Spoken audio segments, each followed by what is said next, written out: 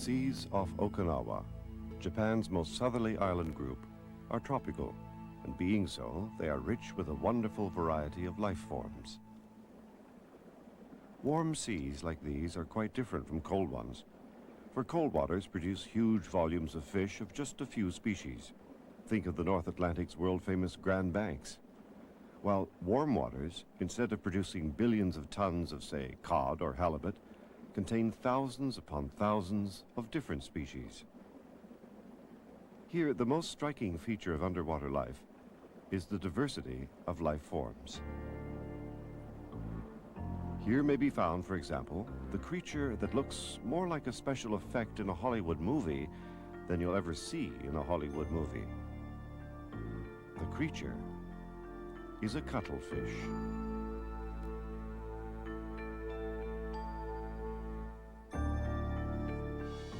This eerie, vaguely ominous, but strangely graceful animal is special in several ways. Its vision is sharper than that of a human being, and its sense of smell is much better than that of a hunting dog's. Of course, it is not a fish at all, not even a distant relative. Its subgroup is the cephalopods, the head-foot family.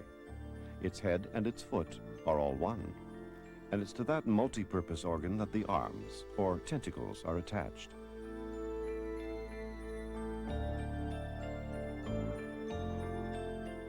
A carnivorous predator, the cuttlefish uses the tentacles for grabbing prey. After pursuing it at speed, using its smoothly fluttering side fins as an aid to swift propulsion. The cuttlefish is part of an evolutionary line that began some 600 million years ago. Its remote ancestors succeeded because they learned how to cover their soft bodies with protective shells. They were known as mollusks, which simply means soft body and hard shell. Then strangely, most mollusks suddenly died out. Those that remained, including the cuttlefish, either shed or hid their shells and became known as the most successful of all mollusks.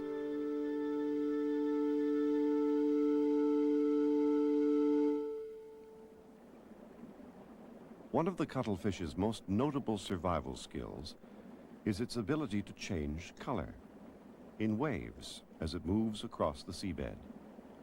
Its objective, of course, is to match its surroundings, to become harder to see. Its talent for doing this makes that famous camouflage artist, the chameleon, look like a piker.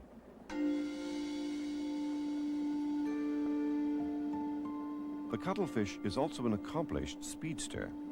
Its undulating fins allow it to move fairly swiftly, but when it wants to lay on real power, go into turbo drive, you might say, it squeezes water out of its head foot and becomes jet-propelled. The creature's color-changing ability seems almost magical. Over dark rocks, it wears a deep shade of bluish green.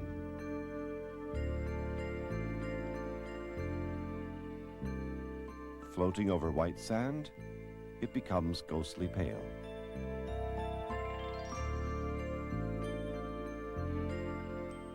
Passing slowly over a mixture of dark rock and light seabed, the cuttlefish causes colors to ripple across its back like a shimmering rainbow.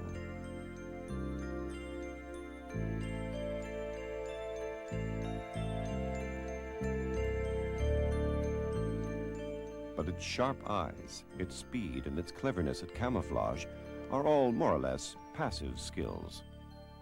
It also has a splendidly active one. And here it is. Chemical warfare, an inky smokescreen. Life for the cuttlefish began, as indeed it did for us all, in the primal seas of some 500 million years ago. It all started beneath the waves, where huge quantities of blue-green marine algae formed the oxygen that made life on this planet possible. Once the oxygen was in place, the world's plants and animals began slowly to evolve. Everything alive in the world today had its beginnings here, in Mother Ocean. The cuttlefish's distant ancestors were primitive, soft-bodied creatures called flatworms. Of course, the flatworms themselves were products of millions of years of evolution, years during which the first algae evolved into the single-celled creatures that slowly learned how to connect with other cells and form nervous systems and develop sensory organs that allow them to see and smell and touch. Organs that enabled them to experience and respond to their environment.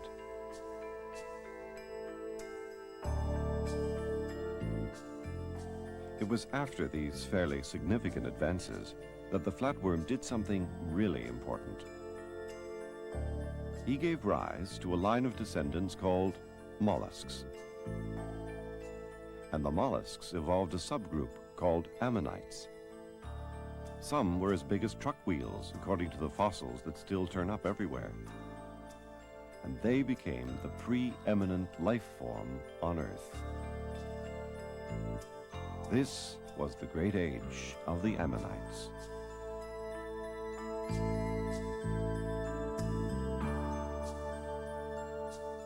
Then, as suddenly and inexplicably as the dinosaurs had before them, the ammonite mollusks died out, disappeared, became virtually extinct. Among the mollusk forms that survived were those that had either hidden their shells or dispensed with them: the octopuses, the squids, and the fluttering finned cuttlefish.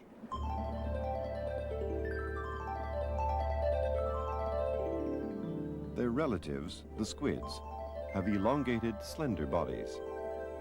They too are masters of disguise, being able to change their skin color at will. Their tendency, even though they are predators, is to travel in large schools. The cuttlefish are much less social. Their habits are generally solitary ones. Except when that time comes that is the most significant in the lives of all creatures, at least all wild ones, the time for mating. In the way of the world of nature, and not only there, the males begin with a lot of display behavior, displaying to each other. The one who does this best wins the female, who appears to have very little to say in the matter. As it happens, the displaying is very subtle, limited to a certain amount of changing of color and mutual staring down. It's all done with a slow and stately grace, rather like two deadly rivals for a favored chair in an English gentleman's club.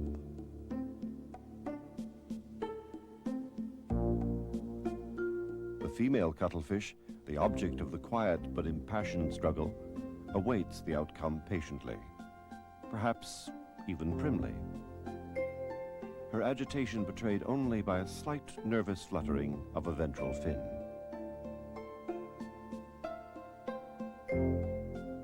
Without fanfare, the match ends, and the winner floats in triumph to claim his prize, to present himself to his bride.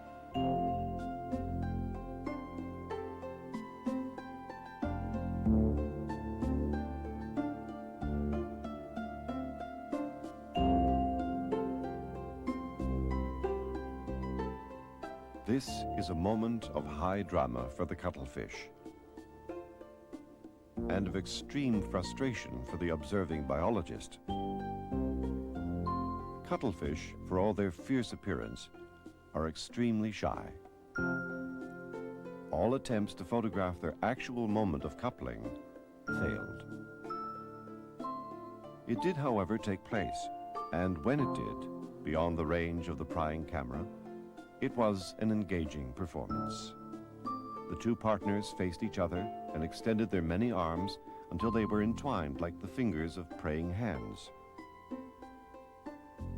While in this position, the male used his hectocotylus, an arm dedicated to this purpose, to gently place bundles of his spermatophores into the bursa copulatrix of the female. Biologists assure us that, even though we didn't see it, it was a romantic moment.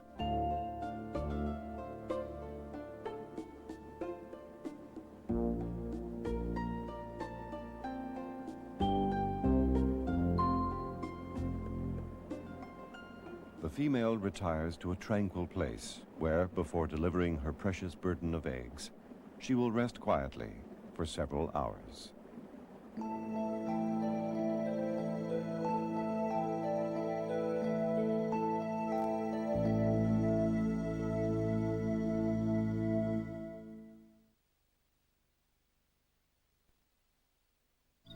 There's an interesting parallel to be drawn between the relationship birds have with flowers and the one that cuttlefish have established with corals, which are, at least in appearance, the abundant flowers of the sea.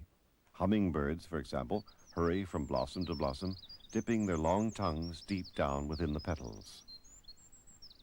In the submarine environment, cuttlefish seek out the flower-like corals and probe their inner parts in much the same way, though for entirely different reasons.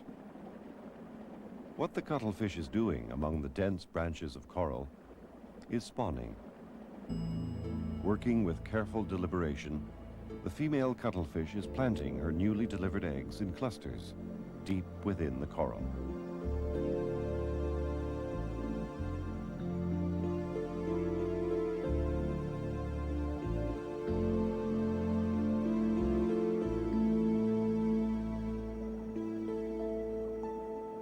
Secreted there, the eggs will have a decent chance of survival, of avoiding being eaten by the hundreds of hungry, egg-loving predators that fill these tropical seas. Here's an oddly touching aspect of cuttlefish behavior. While the female is busily spawning, the male will be hovering protectively somewhere very nearby. Males have been known to stay close to their females, even after the female has died.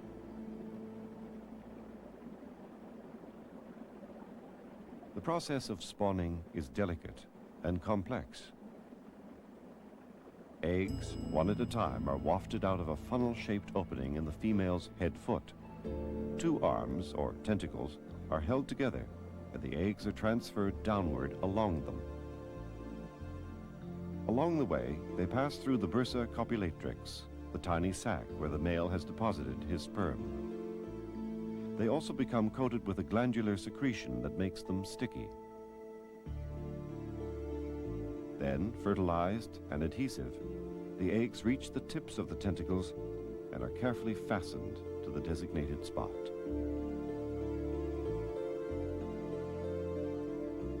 There they will be protected by the sharp branches of the living coral, while microscopic embryos grow within them.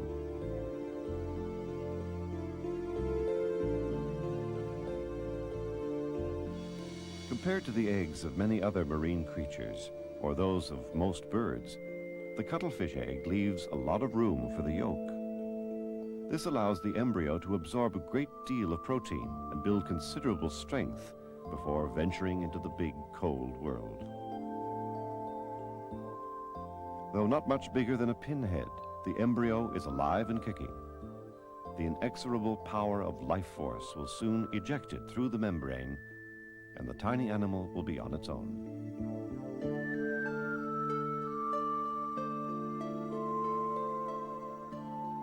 Many life forms go through a larval stage, during which they look like totally different creatures. Not so the cuttlefish.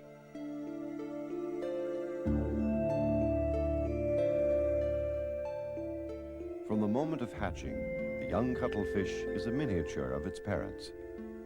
And because of the ample food in that large yolk, it's bursting with energy from the word go.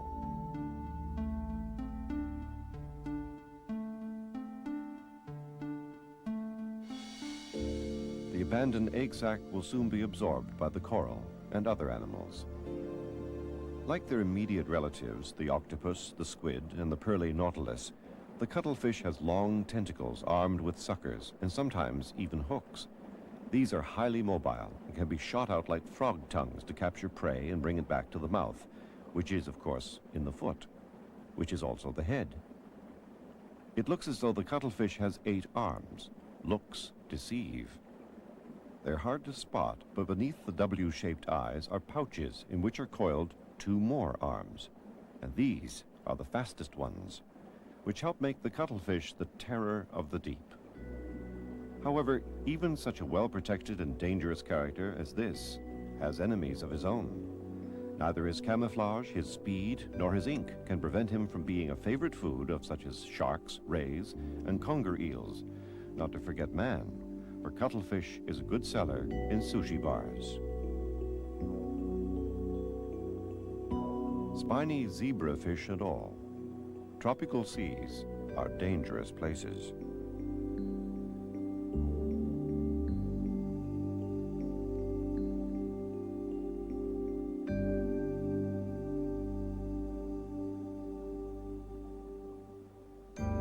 The squid shares with the cuttlefish their remarkable skill at color changing. Their secret is a highly advanced central nervous system that enables them to expand or contract pigment cells so as to expose or conceal any blending of pink, brown, purple, and black. Red means sexual excitement. The sheer extraordinariness of the cuttlefish doesn't end there. There are 80 different species of this creature and many more in the larger class of cephalopod, or headfoot. Some of them not only squirt ink into the eyes of their enemies, they actually eject light that temporarily blinds the attackers and allows easier escape. Moreover, by using a combination of filters and diffraction mirrors, they can produce light of different colors. But those tricks are for use at great depths, where all is darkness. At this level, a little rainbow-like rippling is impressive enough.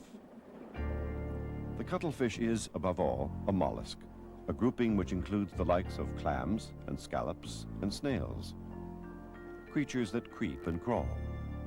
The cuttlefish, on the other hand, not only rockets through the water like a jet boat when he needs to, he idles along and floats at whatever level he likes. He can do this because his ancestors of 550 million years ago developed within their bodies gas-filled flotation tanks. It was these adjustable tanks that allowed them to leave the seabed and exploit all levels. It was as though they had learned to defy gravity.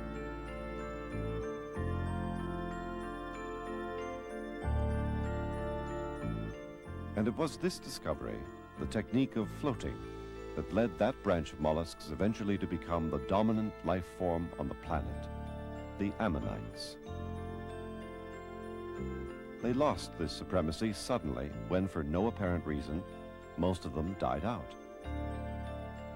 But the cuttlefish and the squid still have those flotation tanks and use them to great effect.